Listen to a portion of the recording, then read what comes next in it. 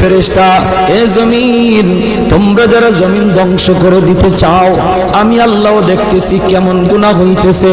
যেই মানুষে আমি আল্লাহ এত আদর করে বানাইলাম, আসমান আল্লাহ বানাইছেন কুন ফায়াকুন বইলা, ফেরেশতা আল্লাহ বানাইছেন কুন ফায়াকুন বইলা, জমিন আল্লাহ বানাইছেন কুন ফায়াকুন বইলা, কিন্তু আমারে আপনারে আল্লাহ পাক কুন ফায়াকুন বইলা বানায় নাই।